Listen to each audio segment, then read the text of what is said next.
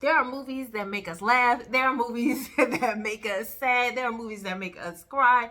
There are emotional, heartfelt movies. And listen, in this video, I'm going to talk about and show you 7 movies that I just can only watch one time. Like, I've seen these and I won't necessarily watch it all the way through again because they're too hard to watch. Let me know in the comments if you have those. Just like books, you have some books that get you like, woo, that get you mad, get you angry and all that. I have my movies. Let me know if you've seen these, but I'm going to show you a clip and see if you can guess which clip this is. And this clip that I'm about to show you is one of the movies that I cannot watch again. Absolutely not. Daddy, be nice to Mommy, because you have to be nice. And Mommy loves you. Mommy's sick, babe. You still fine, strong. Didn't you get right back up? That time we had that little fight, you went right back to work? You gotta get help, Bo. You gonna marry me? Damn it, Bo, no. I'm not gonna marry you. My babies can't keep seeing their mama like this. Your kids? So what you trying to say, that they ain't mine? Is that your man down there in that car? Are these his kids? Motherfucker. Give me my kids! Bo! Get off! Bo, really? Get off! Bo, really? Give me your baby! Get off! Help! Help! Help! Give me! Here I come! Help her! Help her! Help her! Help her! Help her! Help her! Help her! Help her! Help her, somebody! Don't just stand there! You gonna marry me, bitch! Answer! No, please.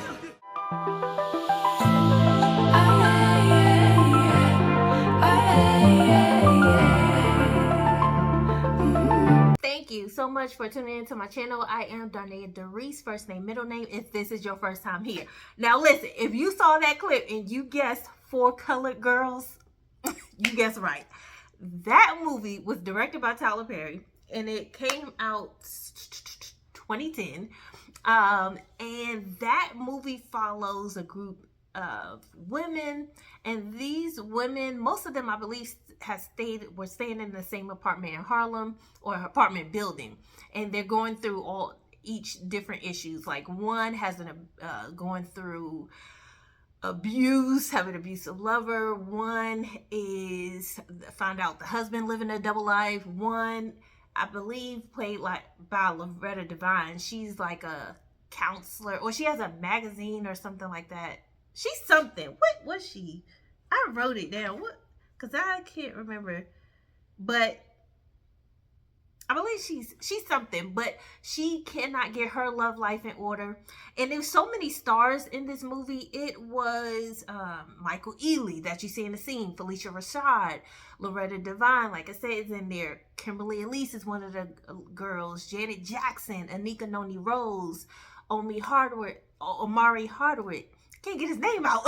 But listen, that movie For Color Girls is like, I cannot watch that again. It is very emotional. It's very heartfelt. As you can see, I mean, it almost reminds me of Precious. I should have put Precious on this list where it starred Monique, because movies like that, when it comes to children, and then you're seeing, what the women go through, then you're seeing also, it's not just women, it's men too, the struggles of life, the mental issues, the abandonment, the negligence, the feeling like, unloved or not, loved too much. It's just a lot. But For Color Girls was like, wow, we really gonna put the baby over the little kid, not my child. And Felicia like, help, and everybody just getting out the car and looking.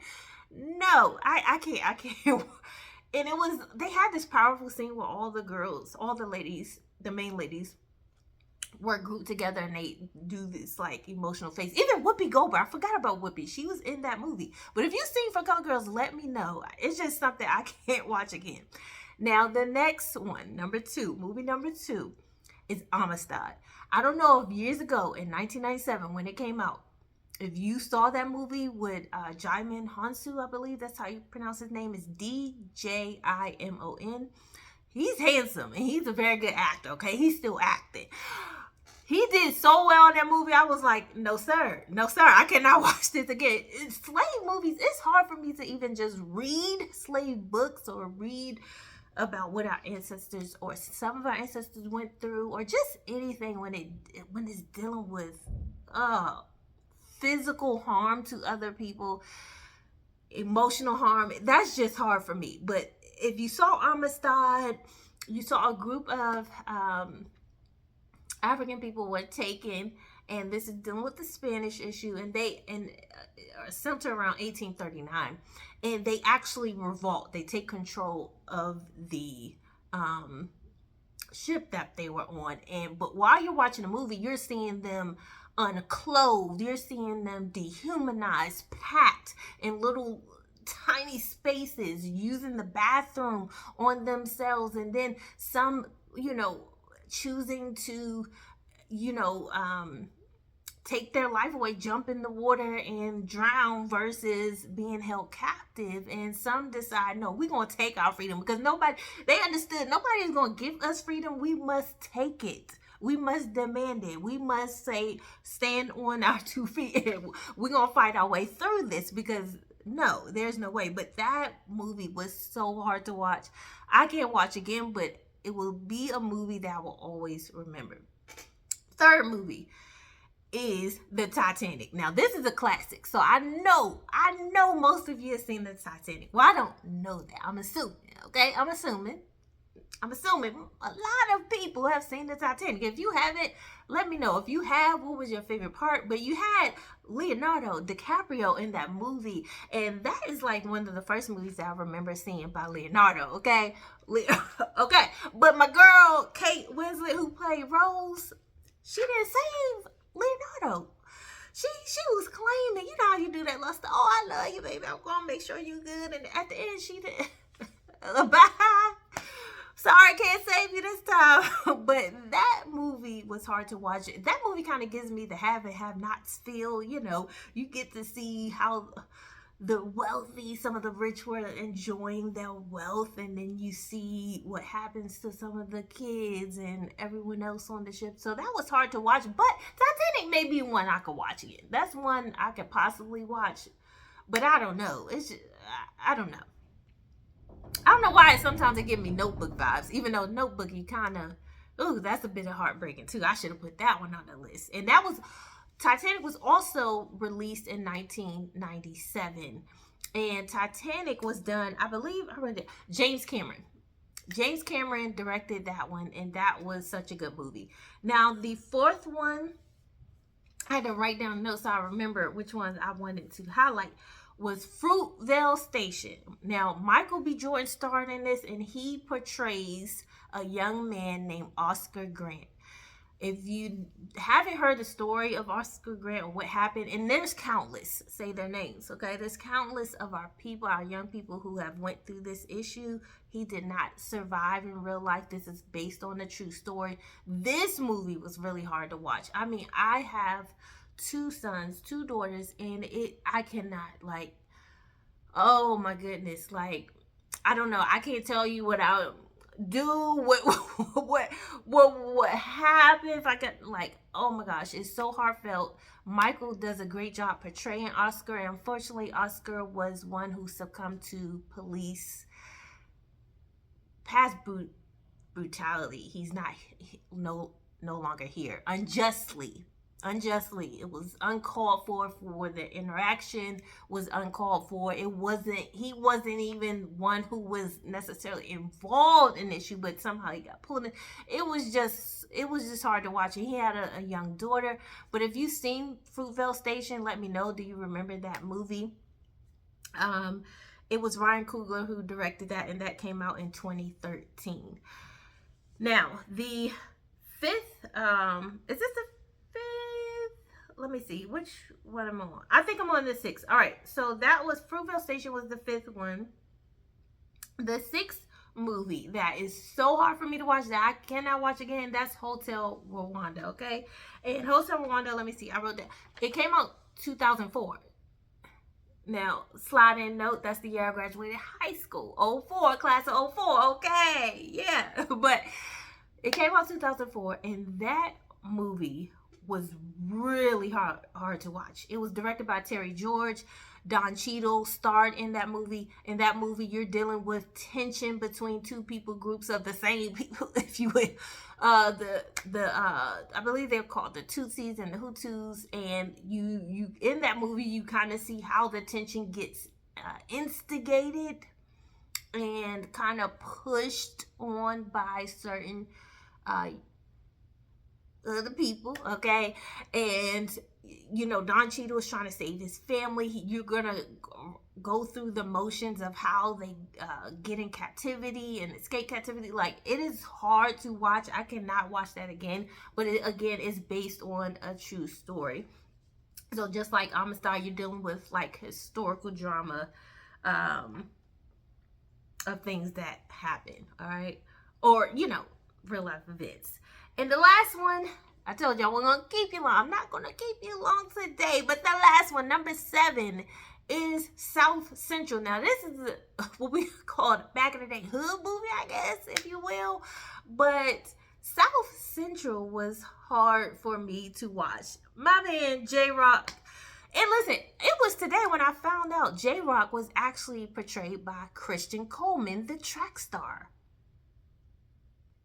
I did not know Christian Coleman was J-Rock, little Jimmy.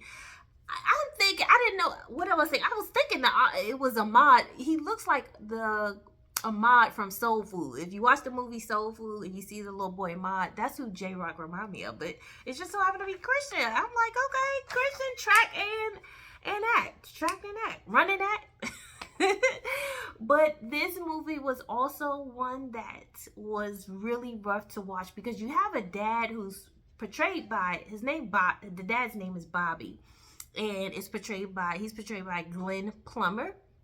Glenn Plummer is one you'll see pop in our movies back in the day, but he was serving a sentence, about a 10-year sentence in jail, and then he kind of trying to get his life right on course, and he becomes a Muslim, and then he goes home only to find that his son is with the gang Deuces. Okay, J-Rock is trying to ride, he's trying to go hard, he's trying to get down, and his father's like, yo, no, been there, done that, don't do that.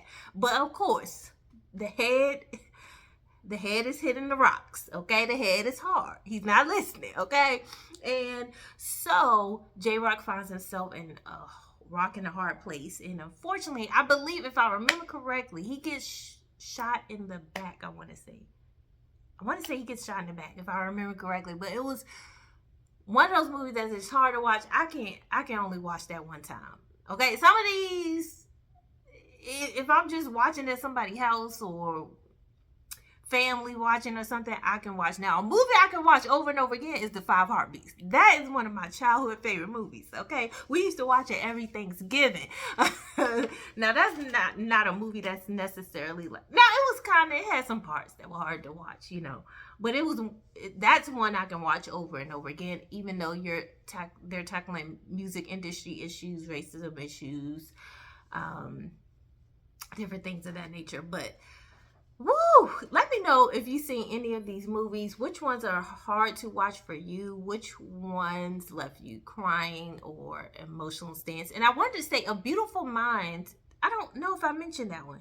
Okay, I didn't get to the 7th. I'm sorry. I don't think I mentioned A Beautiful Mind. Okay, A Beautiful Mind is actually the 7th one. And that is starring with Russell Crowe. That was directed by Ron Howard. And that movie, I got introduced by that movie actually by my husband. And the movie actually portrays a real person's life. His name was John Forbes Nash Jr. And John was actually a mathematician, very intelligent, but he unfortunately succumbed to mental issues later on in his life. And he was assisting a military initiative. And it just took a toll on him, and he developed schizophrenia. He would see things that weren't actually happening, and he would start behave a certain way. But ironically, the crazy thing is he kept his intelligence. Like, he was still smart, and he was still able to be you know, do what he needs to do in that way. And it's crazy because that movie kind of tackles the things with geniuses and the use of the mind and how it can play a role as you go through life and how that affects you and your family. That was a good movie. Now that movie I could watch again. It is long. Again, that's A Beautiful Mind. And actually it was when was that released? 2001. There's a book, a biography about John Nash that was written by Sylvia Nassar, and I believe that was released 1998. So if you want to read the book, you can read that book, but that was a really good movie. It is one that's a slow burn, but I'm telling you, if you love to learn, if you love intelligence, if you love seeing how the mind works and the effects of different mental diseases and things of that nature, that will be a good one to watch. But that's all I have for you today. I hope you enjoyed this video. Let me know in the comments if you want me to do a video on emotional books that were hard to read.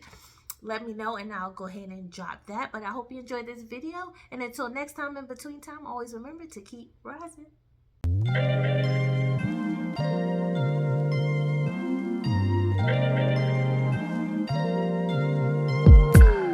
I'm telling you that there ain't no other way. Pack your bags and leave.